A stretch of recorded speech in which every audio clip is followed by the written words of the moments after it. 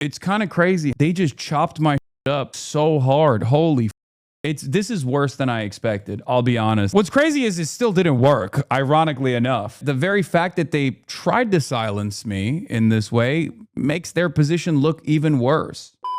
I did not film it on my end, but I doubt that they did like significant cuts to it. So here's how it started, and I'll begin with this, okay? First off, here's what happened. Initially, the conversation was supposed to be the conversation was supposed to be about my ban and how ridiculous it is, and like Lewis Goodall obviously doesn't agree with Shabana Mahmood, right? Or at least we both thought so. But obviously he had some choice quotes that he wanted to bring up, and I was of course willing to entertain it.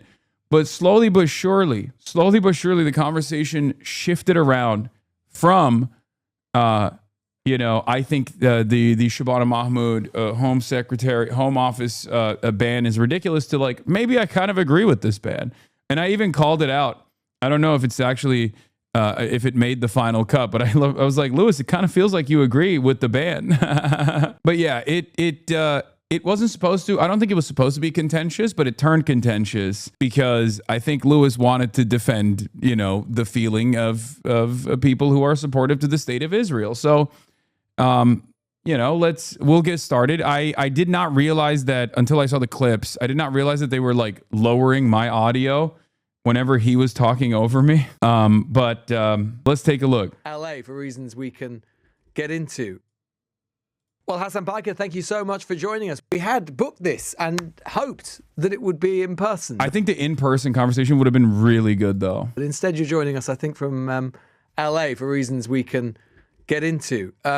We will get into it in full, but it must have been a little bit of a curious week for you in terms of your relationship with the UK. Yeah, I mean, I still got much love for the UK, and I feel bad for all of my friends out there fighting the good fight. But yeah, I was definitely not expecting the Labour government to be the government that bars my entry into the country, especially considering that I've been to the UK on numerous occasions, both under Keir Starmer's rule, but certainly under Tory leadership for the past decade or so, unimpeded.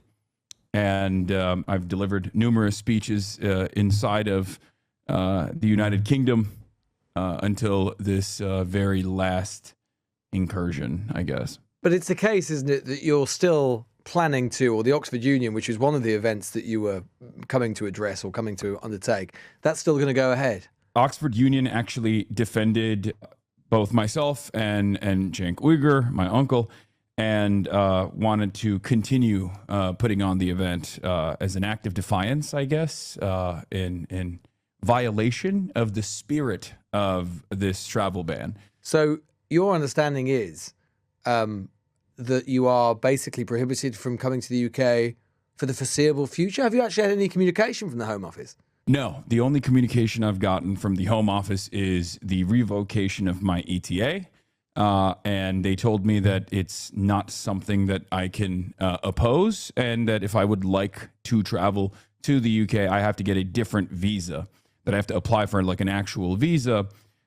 Given how close this was to the actual travel date, the suggestion was pretty clear. They just did not want me to attend the events that I was supposed to attend inside of the United Kingdom, especially considering, from what I understand, that the visa process for all these other visas, which is totally unique for an American citizen, by the way, because our countries are supposed to have a special relationship, which implies that as an American citizen, visa-free travel was the norm into the UK for the longest time, and the visa on arrival is the way that things go nowadays. I had taken the precaution to get the ETA ahead of time just to make sure that there were no issues. And the fact that they revoked it so close to travel implies that they just wanted to not allow me in. And also, they told me I can still apply for a different type of visa, but no guarantees there. We'll return to that because I want to talk a bit more broadly about politics, but about American politics and UK politics as well, because you've got a lot of insight and a lot of interesting things to say. I mean, I suppose just on it, though, actually, funnily enough, even though your prohibition into the UK has received a lot of attention here. In terms of kind of the question of border. If you're going to say you choose Hamas over Israel, you're going to own that, man, and not back down over precise the hell out of it. Yeah, nephew, I don't know about this one, but it's not a good look. Do you have are your mental faculties in order? Or do you have did you stroke out like halfway through the conversation? You do realize this is a 50-minute back and forth where I'm doing exactly that. That's literally what I'm doing. And no, this is not conservative. He's a liberal. And of people getting into one country or another. In the UK at the moment, a lot of the discourse, and I think in a lot of European politics as well, is the idea of actually with the World Cup coming up, that lots and lots of Brits or Europeans, particularly those who might have said critical things about the Trump administration, might not be allowed into the US. Now, as a journalist who regularly goes into the US and has had a few things to say in my time about the Trump administration, I have to say I've never encountered this myself. But this is a sort of peculiar time, isn't it, when we've got European countries and American countries, two very close sets of allies sort of across two continents, talking about whether or not we're going to let our citizens mutually in to each other's territories. Yeah, it's absolute bedlam. There is no more coalition, or rather, the coalition of forces that are taking shape right now are some of the most dangerous and most odious types of politics that I've ever experienced in my lifetime. You have the MAGA movement, which by my estimation is almost turning into this behemoth of an international fascist movement, really, that has close associations with both reform in your country and also Restore Britain as well. And there's this weird allegiance where we're becoming more toxic against one another. And the age of international rule-based order is seemingly being cast aside. I find it to be very dangerous. I find it to be very worrisome. I don't think it's just about being able to enter the United States to go watch your favorite football team defeat the Americans or whatever. There are far greater consequences, I think, later down the line. But it has been interesting to see the universal condemnation of this act from places that I never thought would actually defend me. Pro-Israel outlets such as the Free Press or even The Economist and the Washington Post editorial board have all collectively panned the British government's decisions. But then there's also a lot of right-wingers who actually celebrated it. And I find that very odd as well, because they're probably coming to the United States of America to watch their national teams play. And what if their travel is impeded in the same process? It's interesting, just to take you back to that phrase you just used. You think that there is an international fascistic organization that's forming, and you would. He said, "I looked awkward during this, but then also, dude, your autism is not my fault. Okay, you feel uncomfortable watching it, and you're like, oh, dude, it's just not good. It's not a good look. Meanwhile, listen to the words that are coming out of my goddamn mouth and the points that I'm making, the points that I'm addressing in a contentious environment. I think, all things considered, it was a very good conversation. But I also find it very funny that you personally were like, damn, man, chat really derails quite a bit. And now you're doing the same goddamn thing. Allied the MAGA movement and reform and restore. And restore is an interesting one because, of course, I think a lot of listeners and viewers to this show might be surprised that restore is even known in the United States. Surprised it's even known across the UK. But I was in CPAC in Dallas not long ago, and actually I was taken aback, actually stunned, by the number of people who knew who Restore were, who knew who Rupert Lowe, the MP for Great Yarmouth, who on paper would be quite an obscure figure in the United States.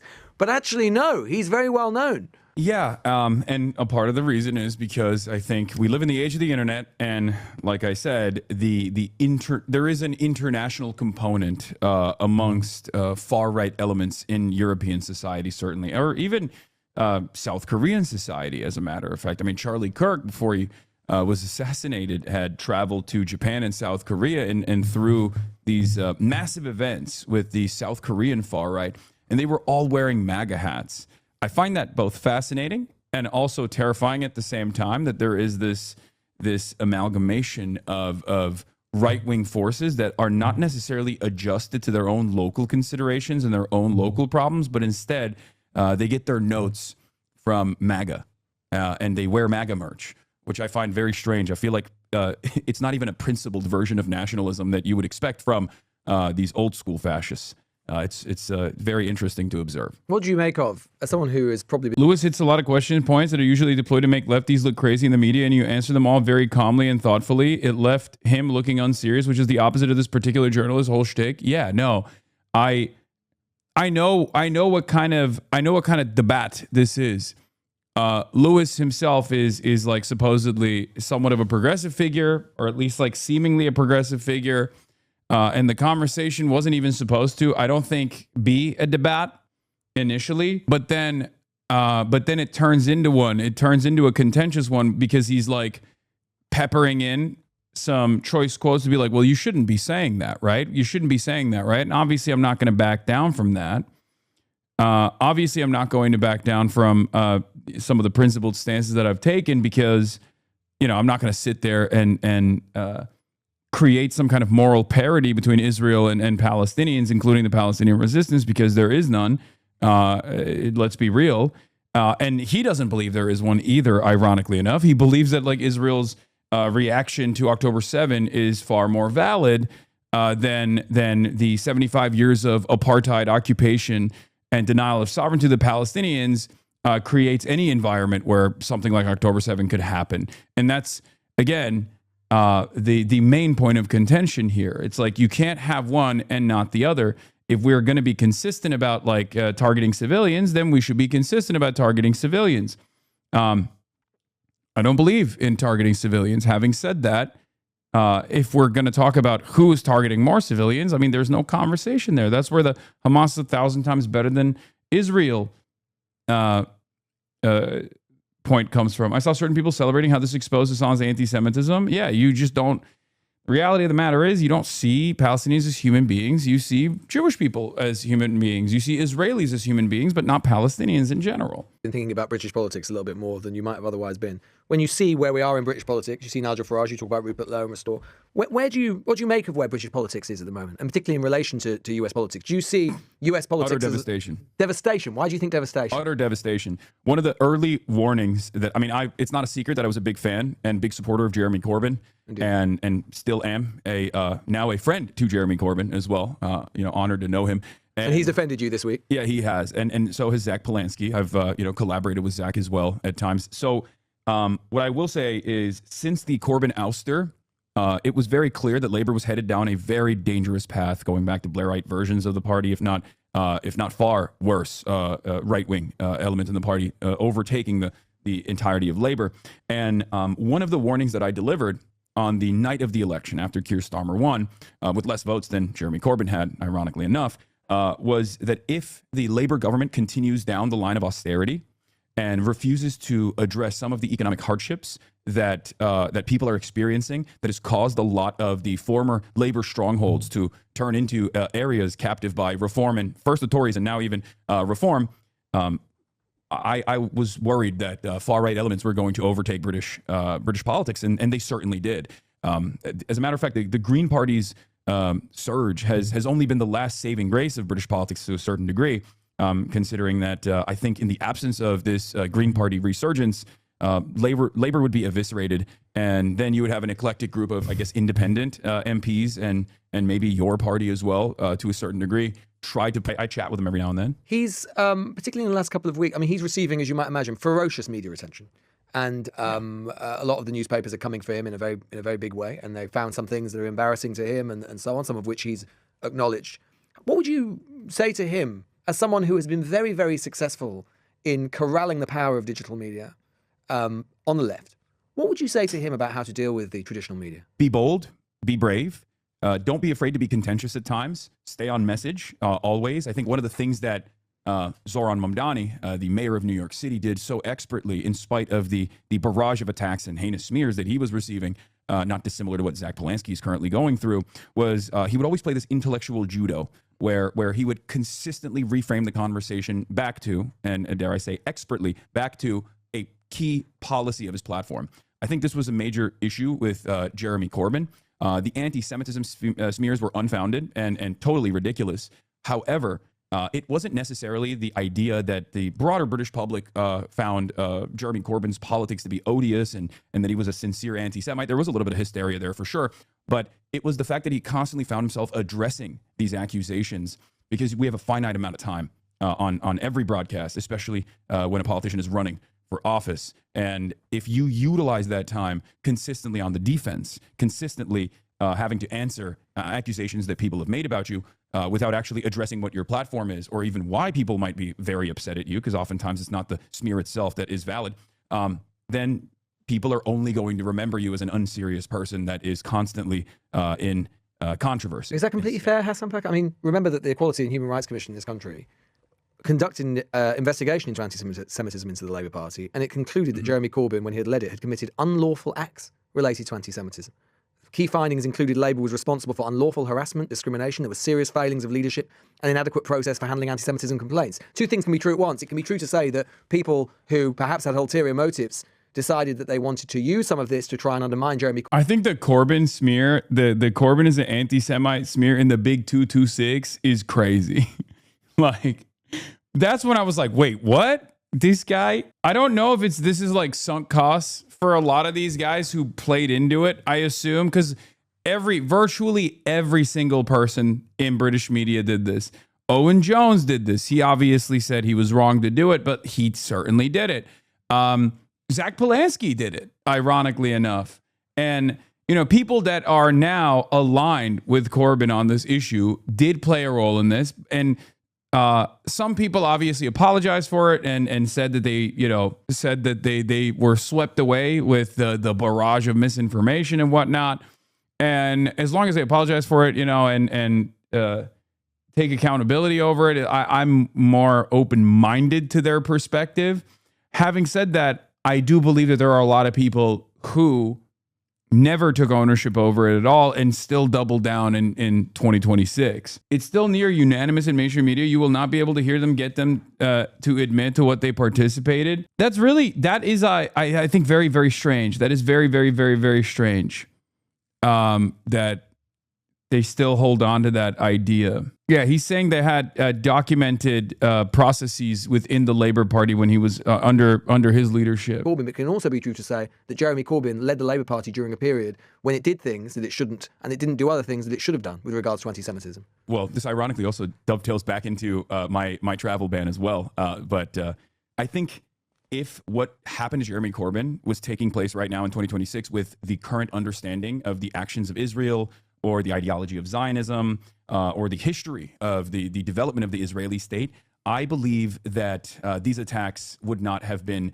anywhere near as successful. Because what we consider to be anti-Semitism, which I find to be morally repugnant, let's just make that clear, and completely unacceptable, as does Jeremy Corbyn, in the conversations that I've had with him at least, was oftentimes matched up with criticisms of Israel, or even a defense, or even analysis conducted on why certain militancies exist in opposition to Israel. Prescribed terrorist organizations such as Hezbollah, or prescribed terrorist organizations such as Hamas. But any kind of mention or any kind of conversation with these prescribed terrorist organizations was deemed to... I mean, no one would doubt that there is tremendous...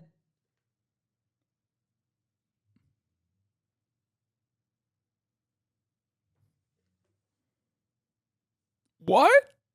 Oh, do they do this a lot? Disappointed in you? You should have defended Corbyn as much as that weirdo defended Israel. Wait, what? I don't remember what else I said, but oh no. I mean, I don't know why they just cut that. Yes, they do that a lot, by the way. This is one of the few instances where I didn't record on my end because I didn't think it was going to be, I didn't think it was going to be bad. Damn. I mean, I'm sure they cut it for, look, I don't even remember what I said here, so I'm sure they just cut it for time, I suspect. Tremendous anger, and many people would say absolutely rightful and righteous anger towards the actions of the government of Israel under Benjamin Netanyahu. Would you also accept, though, that sometimes, and perhaps this happens under Jeremy Corbyn, and perhaps you yourself at times have been guilty of this, that sometimes that fury, which again many people might think is rightful or righteous against Zionism, and in particular the type of Zionism that is prosecuted by the Netanyahu government, has spilt over into anti-Semitism, and that it is best to and it is right to sometimes acknowledge that fact? and be honest about that fact. Oh, absolutely. And I do acknowledge that. And I suspect Jeremy Corbyn at times has also acknowledged instances where it does go too far. Well, he's never ever said, to my knowledge, he's never ever said that anything he has done or said has been anti-Semitic. I don't think Jeremy Corbyn has been personally anti-Semitic. We can go through the report if you would like, and I can maybe make a better assessment of some of his actions. Do you think that you've ever said anything or done anything which could, in the cold light of day, be reasonably interpreted as anti-Semitism? Absolutely, for sure. I mean, I'll give you an example personally. One of the things that I routinely deploy, one of the pejoratives that I routinely deploy is inbred. And I use that against vulgar ethno-nationalism, vulgar fascism of all different sorts, because nationalism and fascism in general revolves around ethnic purity or religious purity or some kind of racial purity, right? I think we agree. White nationalists, Christian fascists, phalangists, numerous different sorts, right? And one of the things that they always bring up that I also personally identify as like something that could be misconstrued as me being anti-Semitic is when I called settlers in the West Bank inbred. I said these inbred settlers, and that was. I think you compared them to the KKK as well. Is that right? Oh no, but I don't think that's anti-Semitic. No, I'm not saying that's anti-Semitic, but I think I'm just giving the full context. I did. Yeah, I did. I've compared them to neo-Nazis. I mean, Itzma Yehudit is Itamar Ben-Gvir's party. It's literally called the Jewish Power Party. It's not like they're hiding that they have fascistic. But do you think it might ever be better sometimes just to never compare any Jews to Nazis? It might just be wise to do that. No, I don't. I'm not so precious about that comparison. And I've actually had. So this is where it, starts really turning, right? He actually agrees with you. That's the crazy part. He just can't admit he does. Yeah. So then the conversation basically flips from this point on to optics. What about the feelings of people who love Israel? What about the feelings of people I suspect would find your statements to be offensive? And obviously, by the way, the only concession that I make there for chatters who don't understand how language works is, could anything you've said be interpreted as anti-Semitic? And yes, of course there can be. And I take ownership over that. I understand that, right? And I use the example that is most commonly deployed to claim anti-Semitism that actually could be perceived to the uninitiated as anti-Semitism. Because that one is about Jewish people in particular, as opposed to, like, I don't know, a defense of the resistance movements broadly, or criticisms of Israel. Like, I think criticisms of Israel being compared, or criticisms of Israel being used in this conversation as like a point of anti-Semitism, to claim that there's anti-Semitism there is the part that I absolutely oppose. Maybe that's easy for you to say as a non-Jewish person. Oh, for sure. But I'm, I mean, you can call them lots of things, Hassan. I'm just sort of trying to be as sort of generous as possible. But you could. There are so many things you could call those settlers. I'm not defending those settlers for a moment. I think a lot of them are committing heinous acts. I think a lot of the people in the far right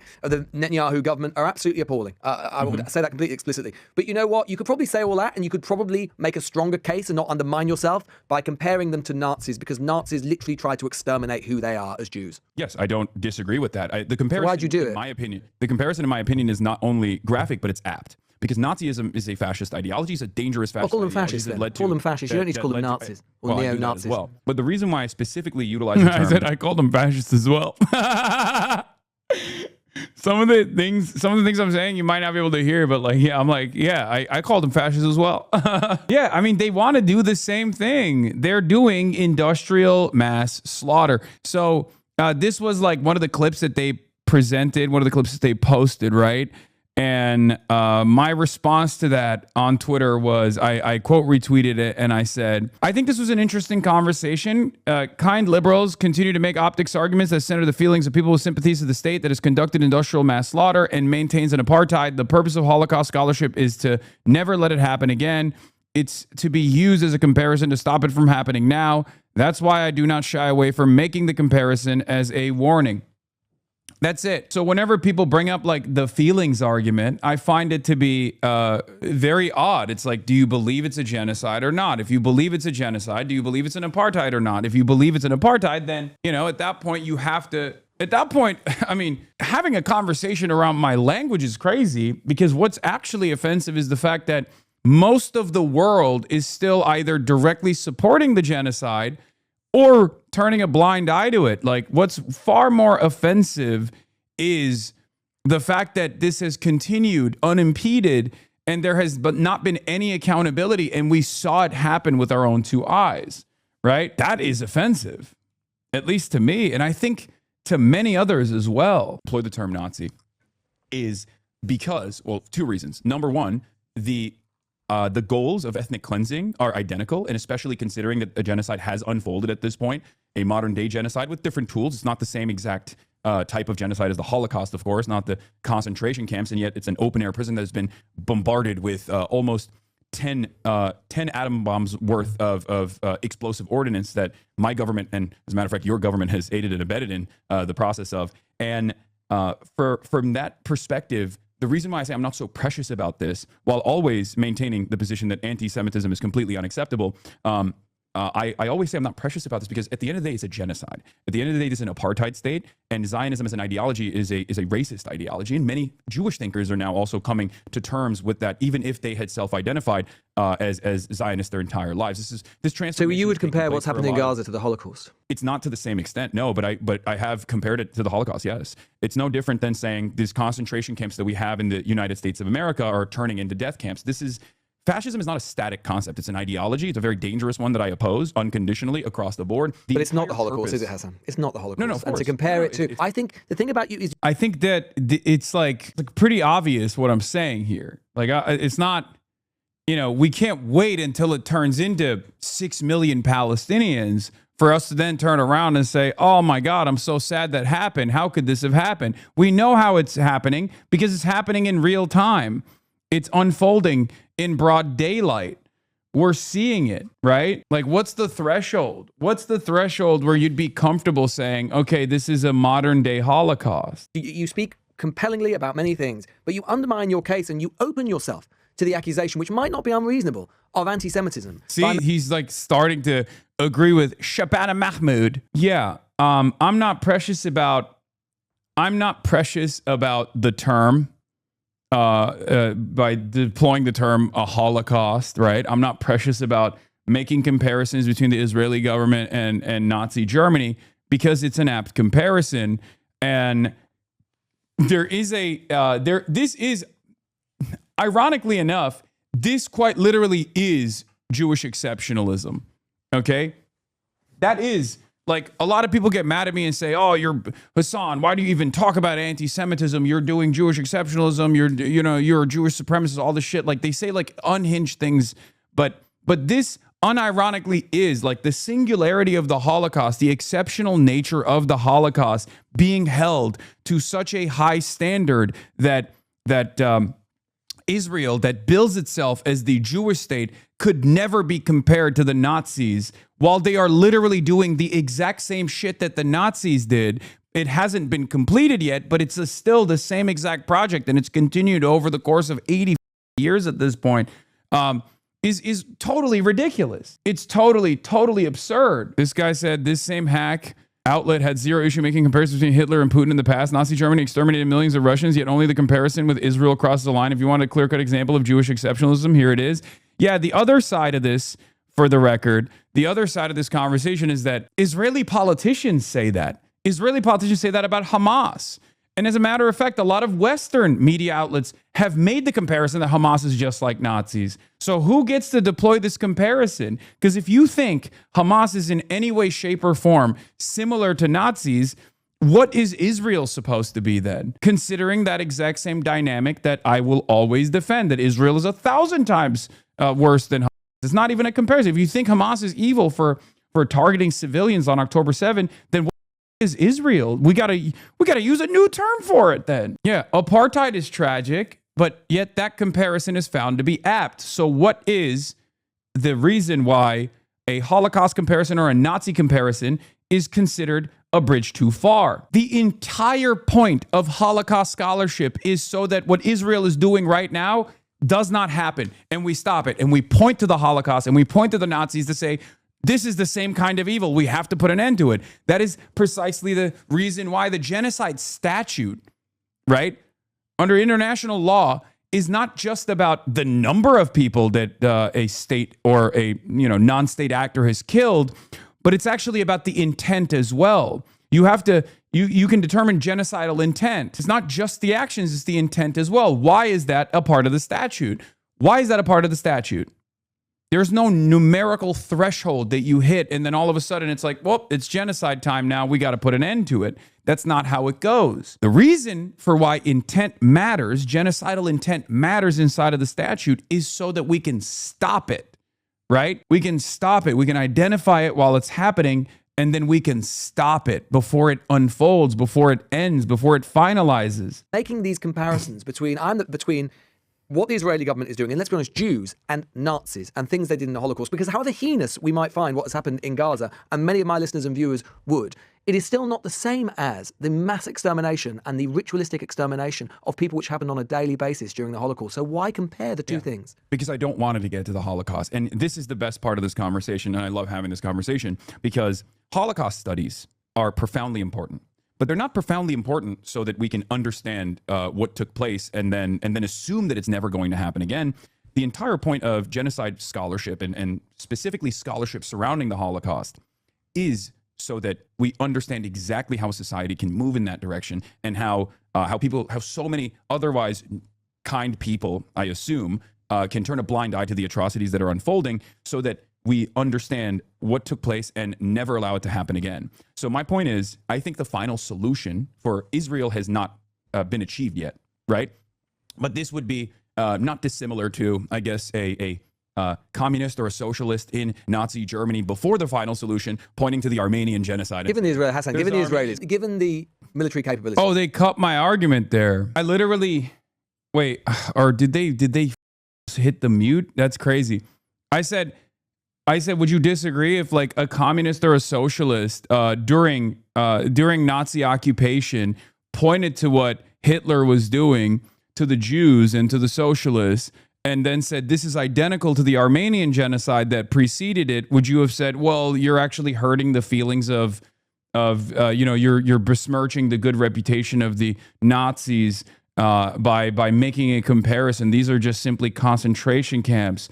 These are, dangerous radical elements in society that must be cordoned off. That's kind of wild. Israel has. But I think that's an apt comparison there as well. If a communist or a socialist during the period of Nazi Germany pointed to the Armenian genocide and said, what we're doing to the Jews right now is not dissimilar to the Armenian genocide, I'm fairly certain that, the Nazi sympathizers would obviously disagree with that.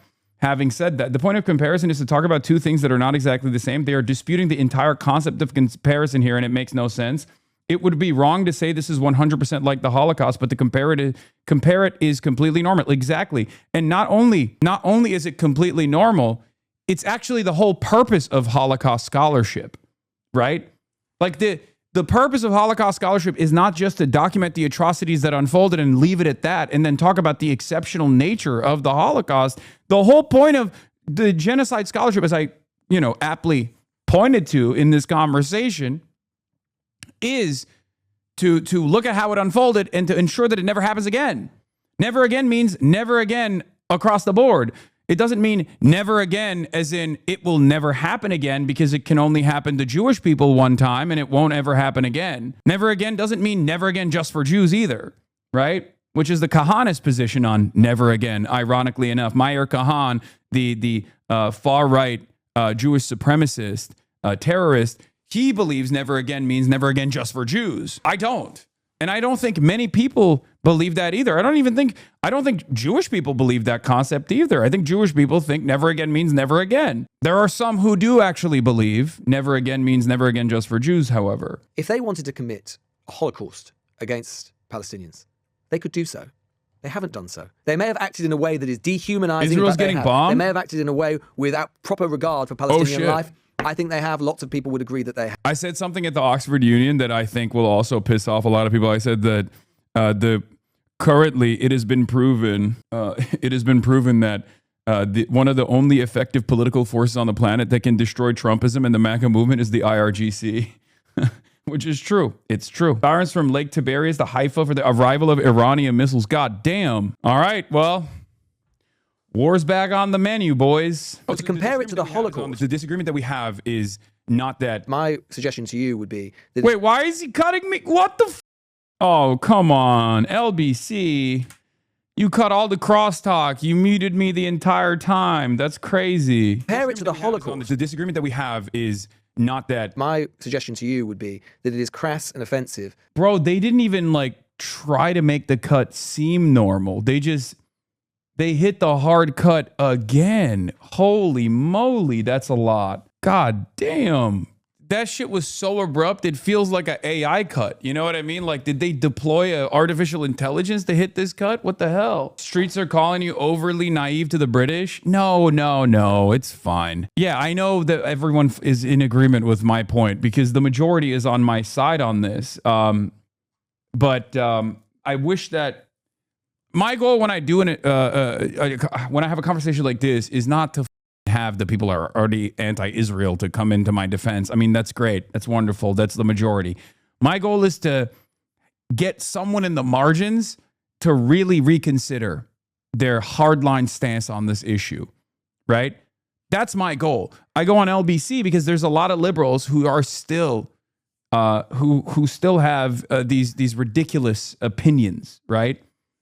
Ridiculous opinions around, if someone is actually making this comparison between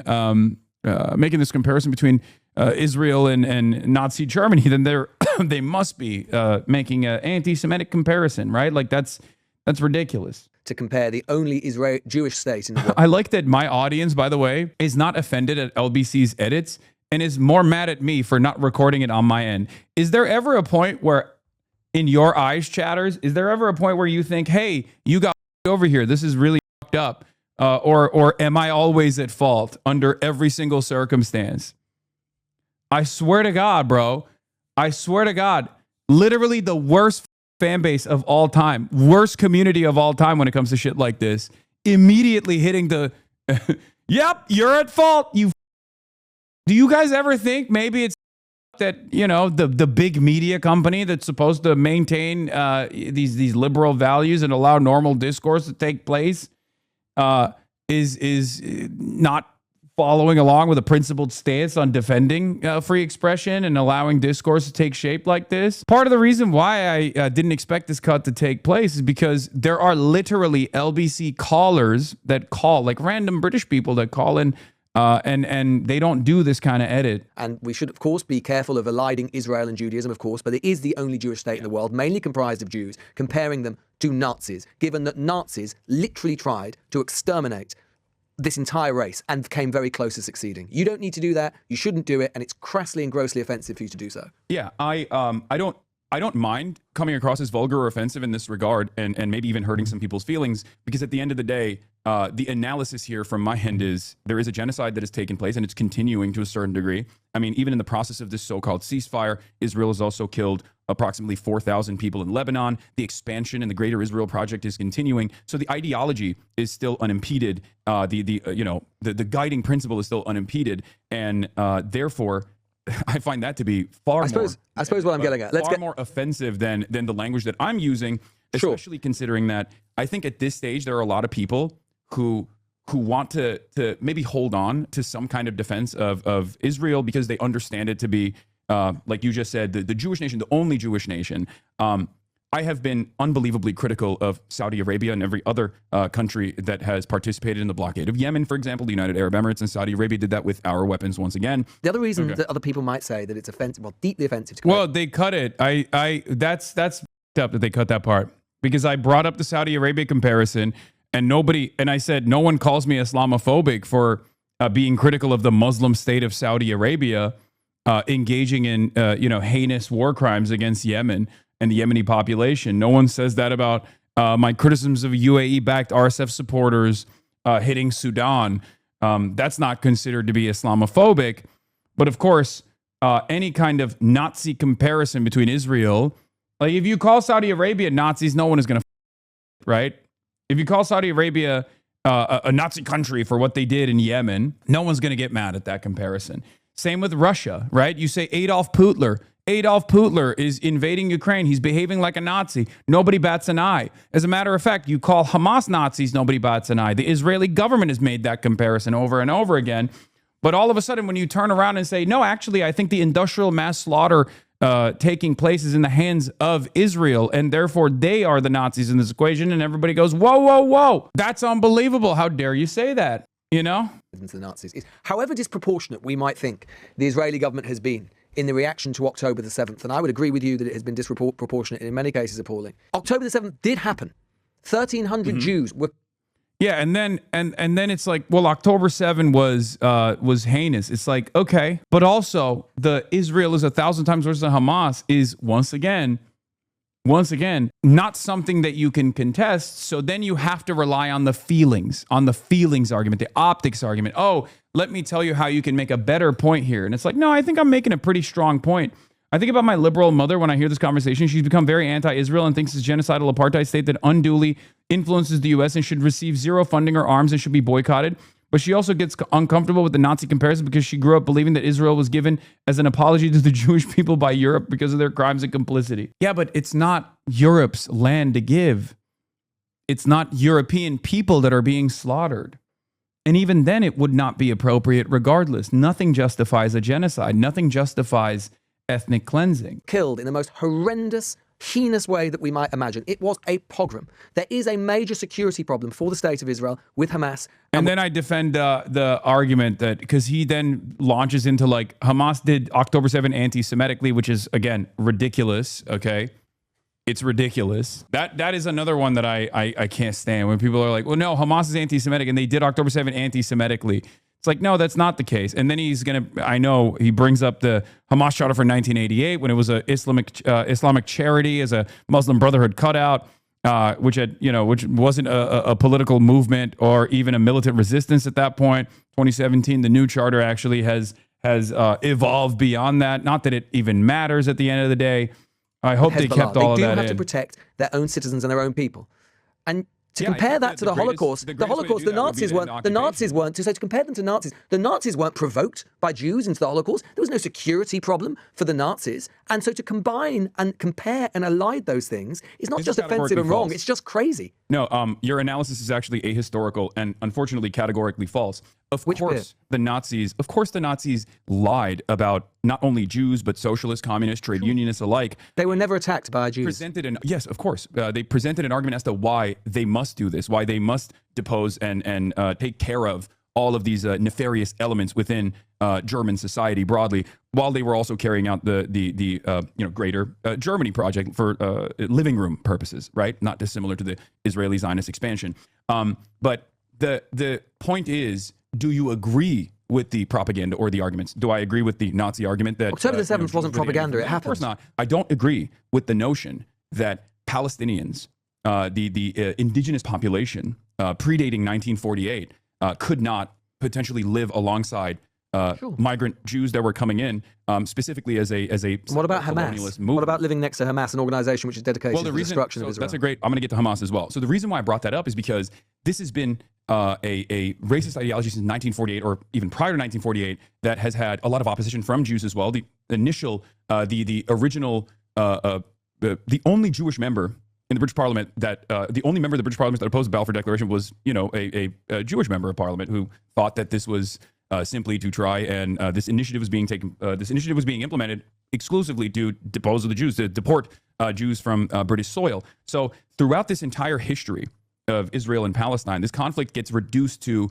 an ethnic conflict or a religious conflict. It's not true. It's simply settler colonial expansion. And of course, there's going to be militant opposition towards that. And that militant opposition is, of course, going to evolve over time. So the idea... But we are where we are, aren't we? We're not in 1948. And so therefore, Israel has got to... Why do they always try to bring up, what about October 7 on repeat? I don't think they have something substantive to have. They just fail at defending Israel. Yes, but it doesn't... Because they've hit... Yeah, he just went womp womp, right? On 80 years of apartheid and death and destruction, which is why, look, my goal here is to basically get the audience to understand that a person that does this at this stage, when the overwhelming majority recognize what Israel is doing is to be, utterly immoral and wrong, is to expose the underlying fundamentals that are driving this argument. Right? The reality of the matter is those fundamentals are, yes, Palestinians are lesser than Israelis. That is the underlying point of view. That is the underlying framework. Okay. And I do bring up the Warsaw Ghetto Uprising, ironically enough, when I say, like, what, you think the Nazis didn't actually create sufficient propaganda to claim that Jews were the enemy from within? Of course they did. There were plenty of moments where, you know, Jewish partisans and socialists alike, they assassinated key Nazi diplomats, and Nazis used that as a heinous crime against their sovereignty. They use that to depose of Jews. They use that to kidnap Jews.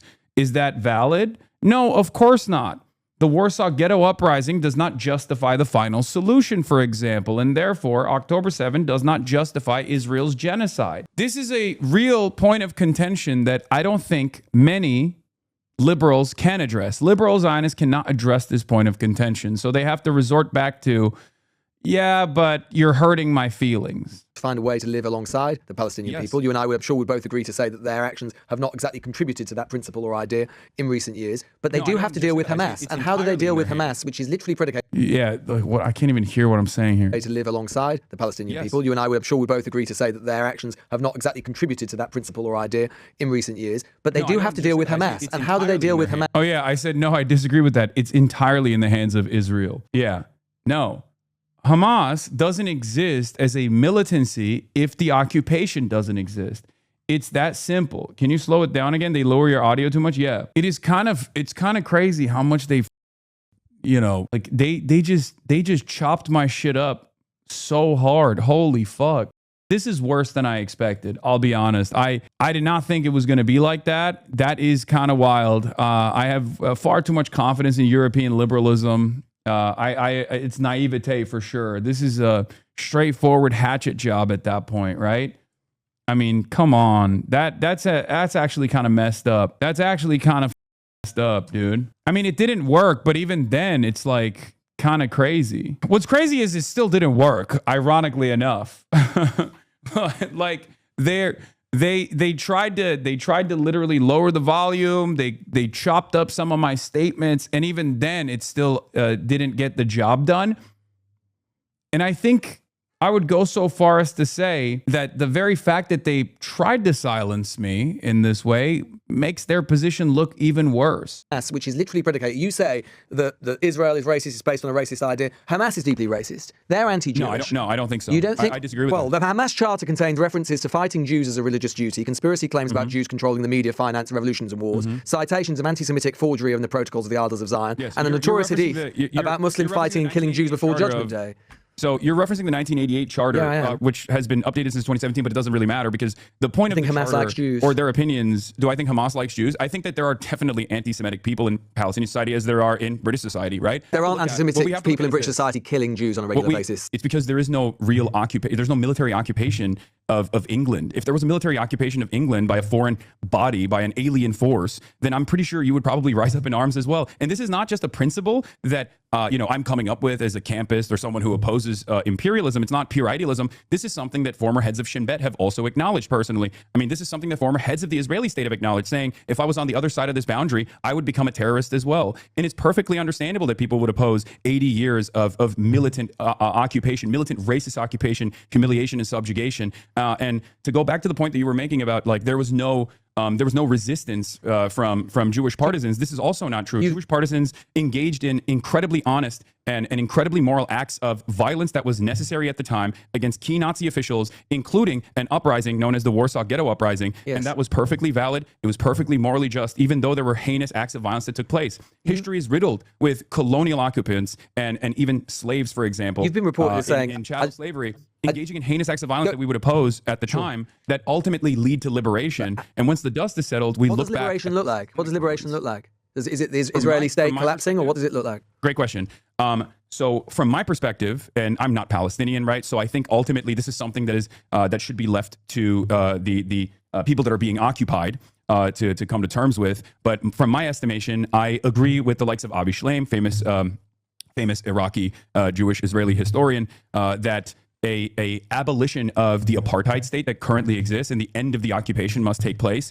Some people believe in a binational commitment. I think that's perfectly valid. Some people claim that a two-state is viable. I don't necessarily believe that a two-state with the 67 boundaries is viable because of the fact that since the so-called peace process since the 90s, Israel has deliberately extended the settlement operations in the West Bank, and now the number of Jewish settlers Would you accept that are something the Israeli government have long wanted, and for understandable reasons, is that Hamas...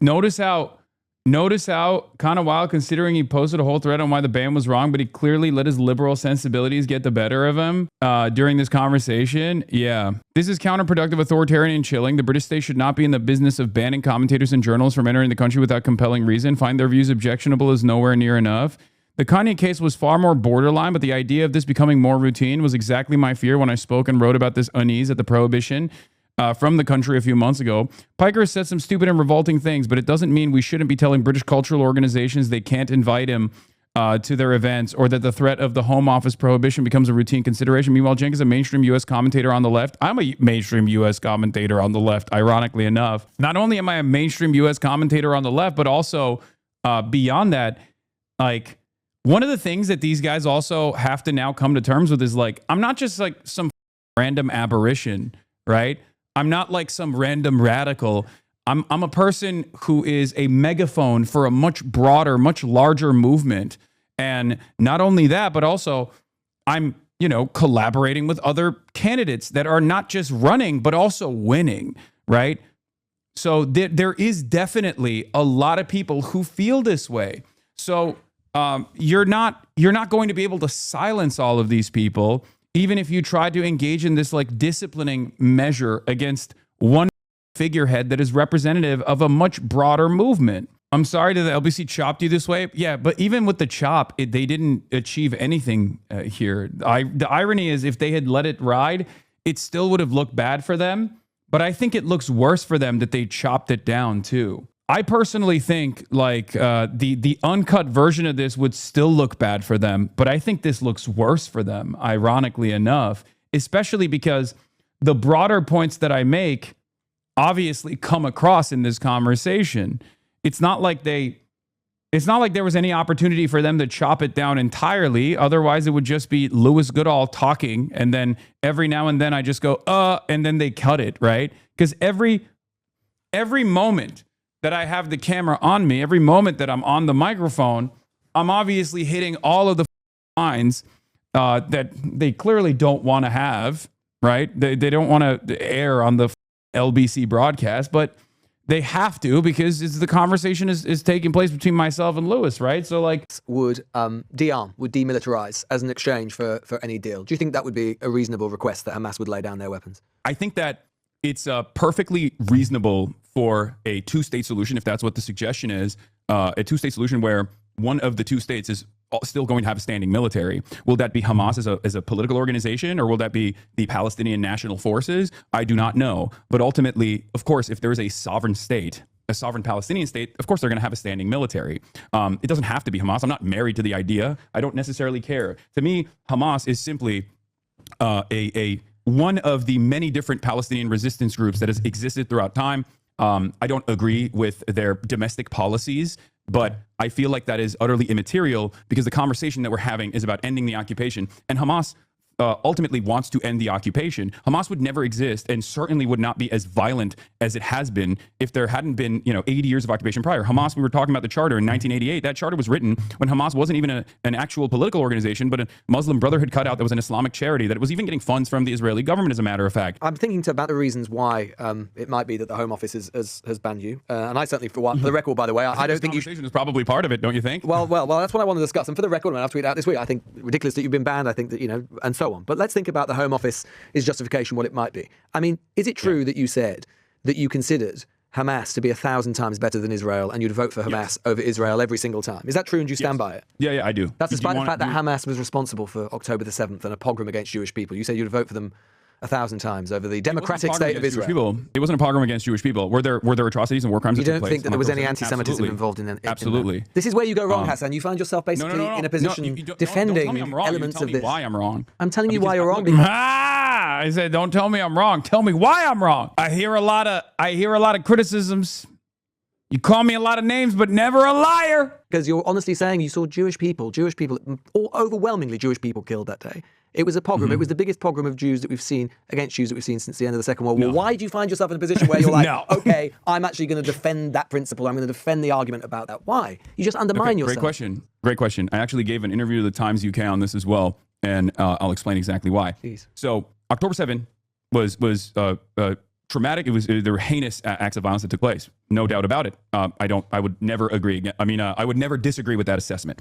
What I will disagree with, however, is the intentionality. The idea that October 7 was done specifically to kill as many Jewish people as possible, I think is incorrect. I think the ultimate goal of the Palestinian resistance, whether we agree with their methods or tactics or not, and I certainly have my disagreements, the ultimate goal of the Palestinian disagreements. They killed 1,300 people and raped people. Of course. Killed innocent young people at music festivals. But the ultimate goal is to make the occupation as costly as possible, because the extended 80-year, or at the time 75-year occupation had done October 7's. So the ends justify the means, do they?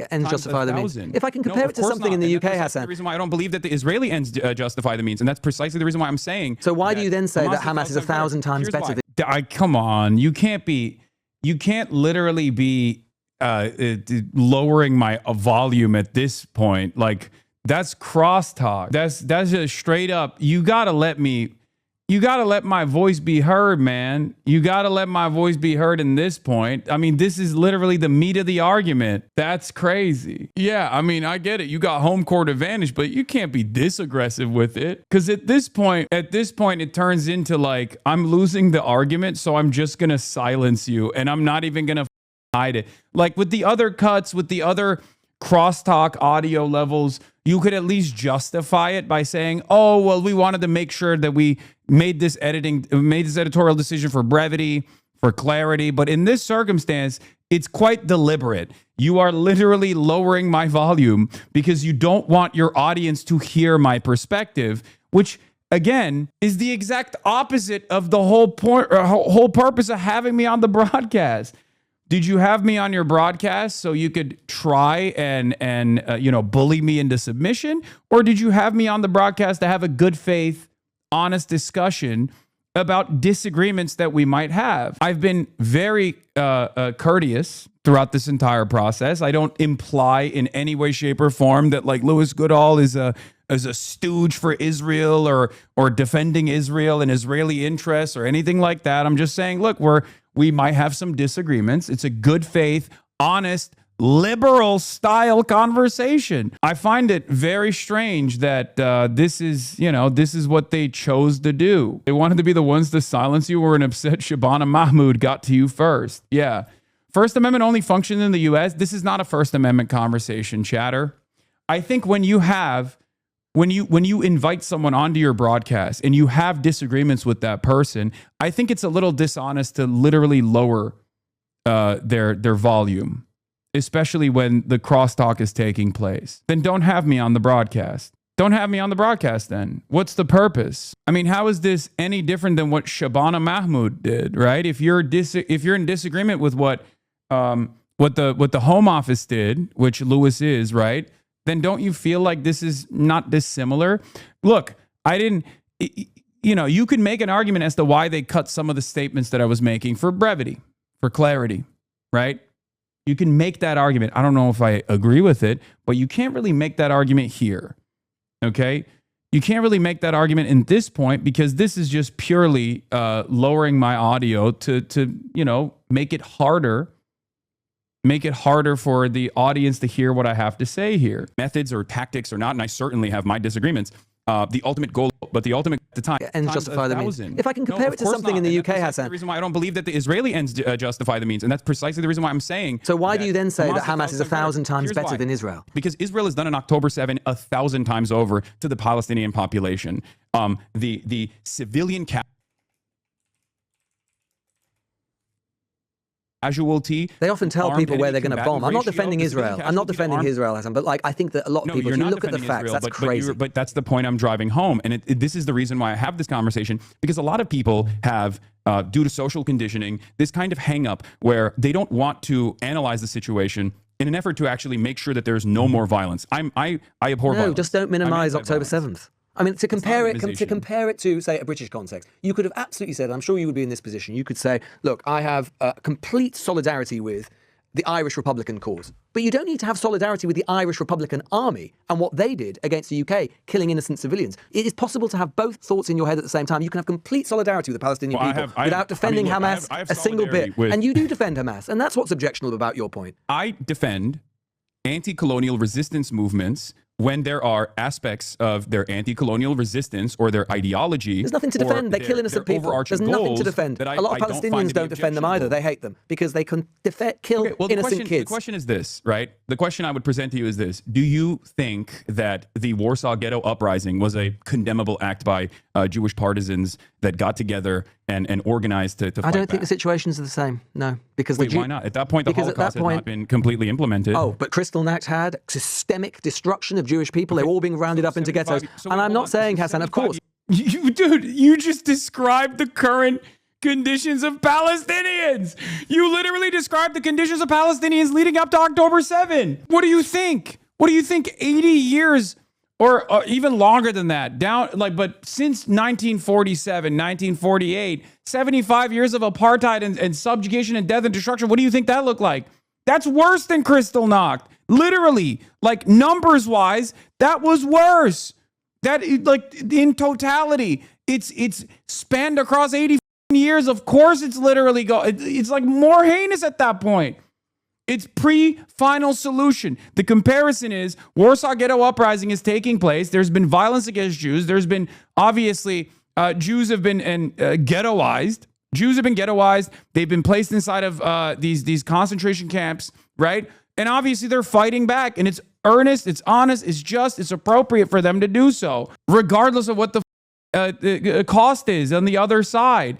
Israel is doing Kristallnachts on a daily basis leading up to October 7. What are we talking about? It's totally ridiculous. That argument is totally ridiculous. Years of apartheid, and I don't. Years of apartheid. And I do not for a single second. Wasn't as violent. I do not. Of course, it was as violent. I do not for. Yeah, there you go. And I bring home that point, but a single second. And by the way, let's talk about the Warsaw Ghetto. That way, they were attacking SS officers. They were attacking their oppressors, not kids at music festivals. I don't disagree with you as far as the targeting of civilians. I'm simply stating, and there are condemnable actions, which I have condemned. What I'm simply stating is the principle overall of the end to the occupation and militant resistance in an effort to create an end to the occupation is literally a fundamental aspect of every successful liberation movement. So when I actually criticize, when I actually analyze the actions taken by not only Hamas, but also Hezbollah right now, for example, because Lebanon is currently being pummeled by Israel once again, I place the emphasis on the colonial occupant. I place the emphasis on the foreign occupying power because they hold all the cards. Look, I get everything you're saying, Hassan, but when you don't. But you don't. Israel has the power to end all of this, and they choose not to. So how would you defend that? You should ask this guy about BBC reporting on Israeli teens being kidnapped from tanks. Yeah, it's very interesting that everyone killed on October 7 was an innocent civilian. Yeah, I mean, look, Iran is attacking Israel right now. I know. We're going to get to it in a second. You need to learn about the IRA so you can corner these spineless Brits. No, I do know about the IRA. I did defend it. I said like the IRA in that moment when he asked me, I was like, the IRA was engaging in anti-colonial resistance. I'm in support of it. I'm in favor of it. You say that Hamas is 1,000 times better than Israel. I mean, let's leave aside the fact that Israel, whatever we think about it, is a democratic state, admittedly one that's been going down a more authoritarian direction. You say you'd vote for... It's democratically in favor of genocide and apartheid. So it's also got Arab Israelis and Palestinian Israelis. Oh no, they democratically voted to murder every Palestinian. Who cares about democracy at that point? What are we talking about? It's apartheid. Yeah, well, if they voted democratically to kill, by the most conservative estimate, 75,000 Palestinians, overwhelming majority women and children and the elderly, well then, oops, can't do anything about that, right? Can't do anything about that. Did the Palestinians vote for their own demise? No, they didn't, because Israel is the colonial occupant, is the sovereign occupant nation over all of the Palestinians that live there. So clearly it doesn't matter because they don't get a say. Did the Palestinians of the West Bank get a say over their occupation? No, of course not. It's ridiculous. It's a ridiculous conversation. And even if that wasn't the case, then what? Israel democratically voted to invade a foreign nation then? That's still completely ridiculous, you know? Who live there as citizens with others, so which is not the same as apartheid in South Africa. They're considered second-class citizens as dictated by the Israeli constitution. But the point is, there are varying degrees of discrimination in Israeli society. But I tell you where there's a lot of discrimination in Hamas-run Gaza. I mean, how this part was ridiculous. How would you feel about being a gay man, for example, living under Hamas, or a woman, for example? And you say you would vote for them 1,000 times over. You can't vote for them. I know gay Palestinians, and they would say the exact same thing that I'm about to tell you. The biggest threat to their existence is the Israeli occupation. They might have disagreements with Hamas. They might not they'll be pushed off a bridge. Elements.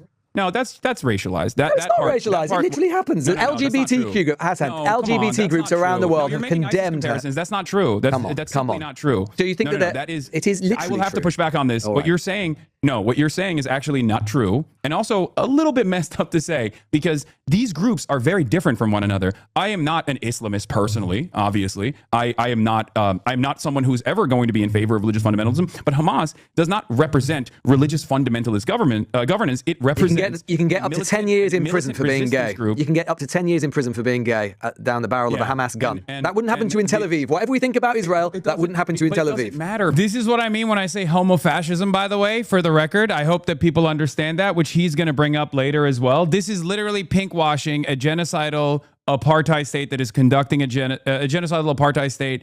This is literally it. Oh, well, Hamas would mistreat the gays. It's like, okay, well, you know who mistreats the gays? Israel.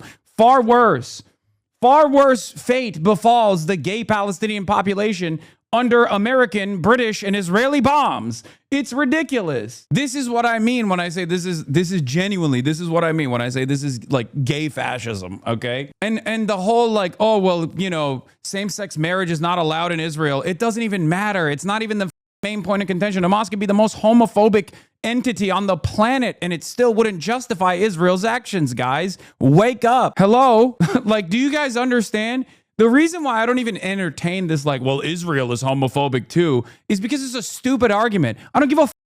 This is the most homophobic entity in the region, okay? It's not, but it doesn't even matter if it was. Would that justify genocide? What are we talking about?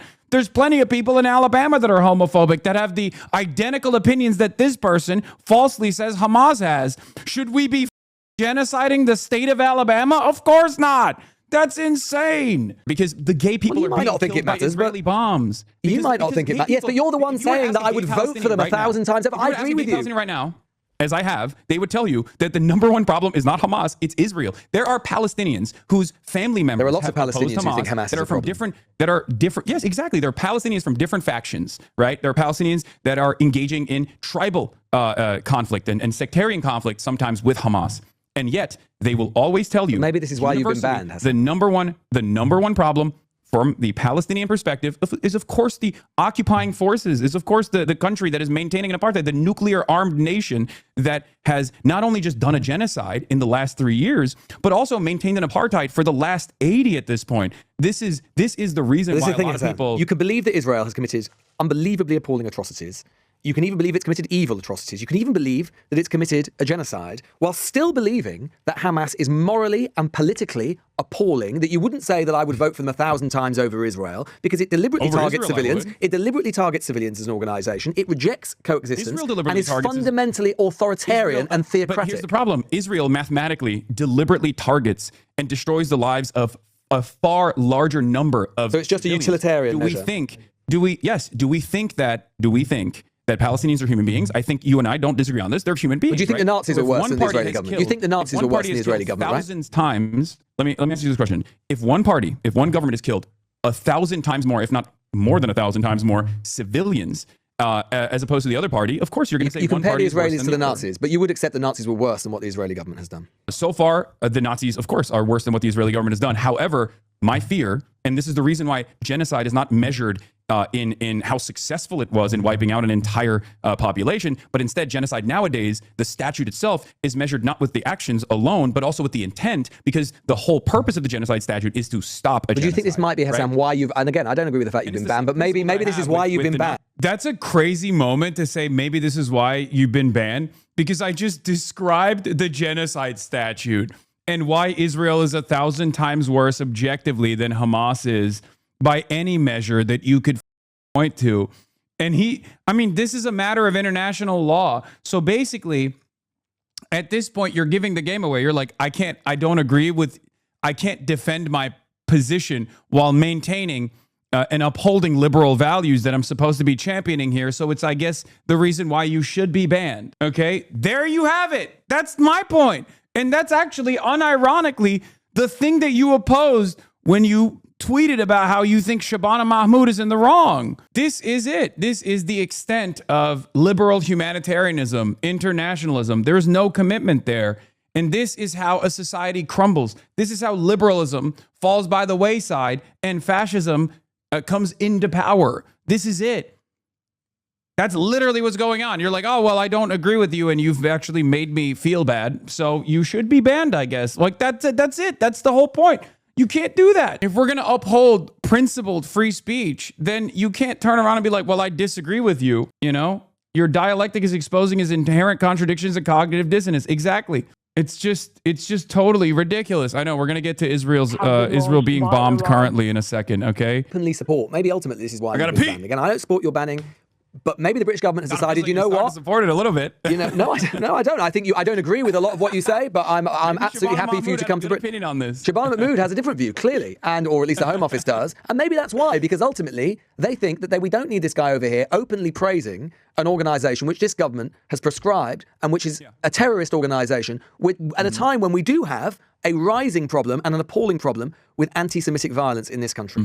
Ironically enough, the last time I was at Oxford Union, I delivered a speech extensively on anti-Semitism being the canary in the coal mine of fascism and how we must always oppose it. Since then, my opinion hasn't shifted on this issue. I think it's morally repugnant, it's odious, and it's wrong. Simply put, it's just the wrong calculation. Because there are some people who will say, oh, well, a lot of Jewish people support Israel. Why don't you just oppose Jews? Are you too afraid to say it? And I always tell them, like, this is not the case because Jews are not a monolith. No group of individuals are a monolith. If Jews were monolithic in their approach to Israel, then there wouldn't be a multi-million-dollar propaganda initiative that specifically targets young American Jews. I don't know how it is in the UK, but young American Jews and indoctrinate them into Zionism early on, which has been failing spectacularly, which is part of the reason why a lot of people attack me, I think, because, you know, I have a lot of anti-Zionist Jews in my community and I'm, you know, proud to stand by them. And the point that I want to make here is this. You might disagree with my assessment on or the evolution of Hamas's tactics, for example, switching from military targets exclusively to civilian targets. I oppose that. I think killing civilians under any circumstances is wrong, whether it's Israelis or Hamas doing it. The reason why I say Israel's 1,000 times worse than Hamas. No, I think the principle is the same. I think the principle is the same. I don't think I'm not a utilitarian, clearly, in the same way that you are, Hassan. I don't think that just because you kill do you disagree that Israel has killed 1,000 times more civilians than Hamas has? I don't know what the statistics are, but I would accept completely that Israel has killed lots of civilians, and it's absolutely heinous. But unlike you, I would draw a moral equivalence between those acts. But you seem to be willing to more because you're attached to a sort of anti-colonial ideology. 70,000 with the overwhelming you majority are willing to women basically and children. dismiss one and favour the other, and I'm not. That's the difference between us. I don't think you're not favoring either party. I think that there is a level. I think murder of civilian is wrong. Full stop. I don't see it as an anti-colonial struggle. I think it's wrong. Full stop. I don't think it gets them anywhere. Country. There's a level of understandable sympathy demonstrated by people in Western society, especially towards a country that has been a cooperative ally for a very long time. I totally understand that. It's a byproduct of our social conditioning. We look to a country, and you've mentioned it over and over again. You keep saying, well, it's a democratic process. There is a democracy in Israel, and I keep telling you that it's an apartheid system, so their democratic process is irrelevant. There are literally Arab-Israeli parties in the Knesset. You didn't get that in apartheid South Africa. I know, and so it's not the same, enough, is it? No, there's varying degrees. There's varying degrees of brutality here that we're talking about. You're referencing only Israel proper, and I guess the extension now with the settlement project as well. But Israel isn't just Tel Aviv and the Israel that we point to. Israel is a singular sovereign occupant state that dominates the lives of the almost 10 million Palestinians that live there, both in the West Bank and in Gaza. Gaza is a hermetically sealed open-air prison. It's being bombed and is being genocided and ethnically cleansed. And the West Bank has been an occupied state, illegally occupied, mind you, militarily, where the citizens don't have any rights whatsoever. They have separate roads, separate license plates. They constantly have to go through this bureaucratic nightmare, this security tyranny that they've created for the Palestinians in their ancestral Just on British homeland. politics, Hassan, because I know I'm running out of time. What would your message be to the Home Secretary, Shabana Mahmood? Do you want to be let back into Britain? Yes, I do. I think it's terrifying that the Labour government his Western mind is stuck in a reformist view. he got overwhelmed and was like, all right, let's move on. This is why I also said to the chatters, you didn't defend yourself. Are you kidding me? Does it seem like I was frazzled in any way, shape, or form?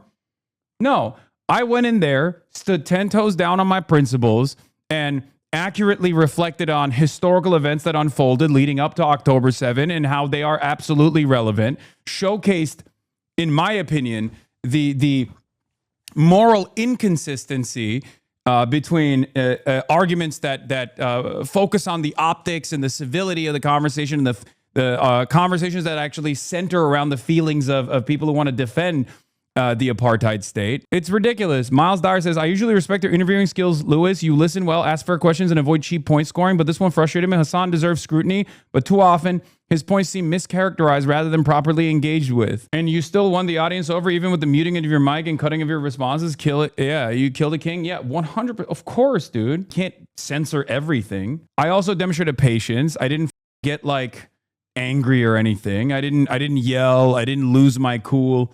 I was cool, calm, and collected, and I stuck to the facts.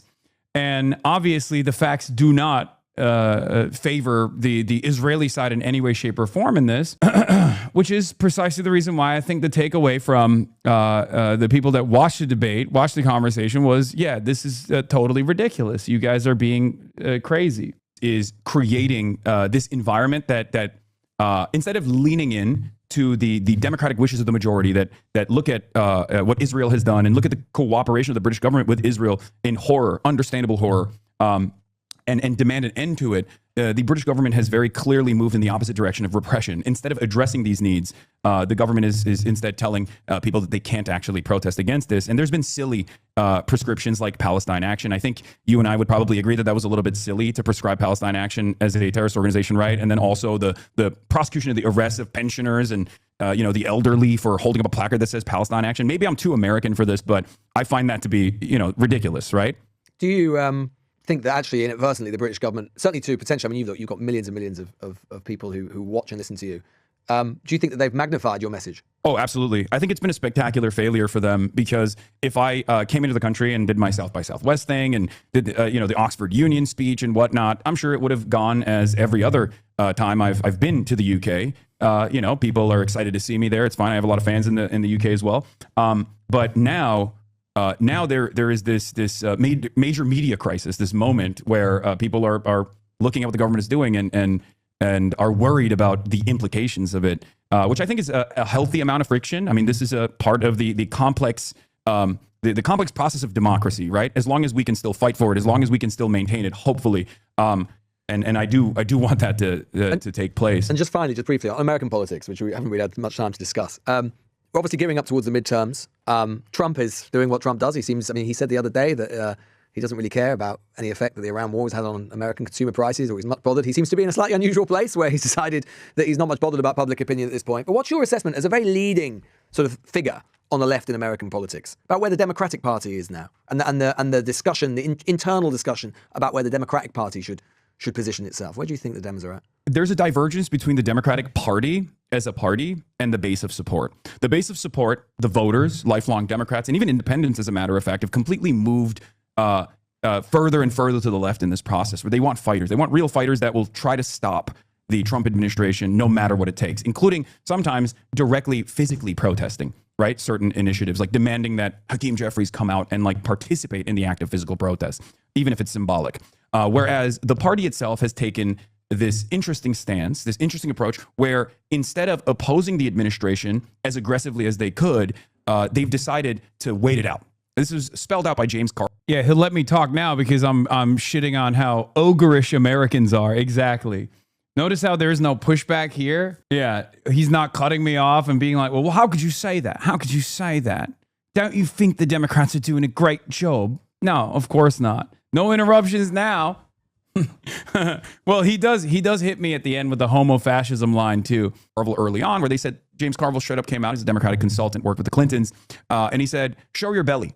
Show your belly. It doesn't matter, because the people will recognize how devastating the Trump administration is. There's this attitude like where I think some centrist Democrats want to punish the public so that they come to terms with how devastating the Trump administration is. And then there's no other option other than, harm reduction voting, which clearly demonstrably failed as a theory in the last election cycle. I find that to be morally repugnant, and I find that to be far too conciliatory to the needs of the growing fascist movement, because I see the danger of MAGA fascism. I just have to ask you, and I'm not alone in this either. There's I'm sure. A lot of people. I just have to ask you this. I did notice this week when looking at some of the things that you've been talking about recently. I know that one of your favoured candidates for Nancy Pelosi's congressional seat, she's obviously the former speaker. She's standing down after many years since she was elected in 1986, I think.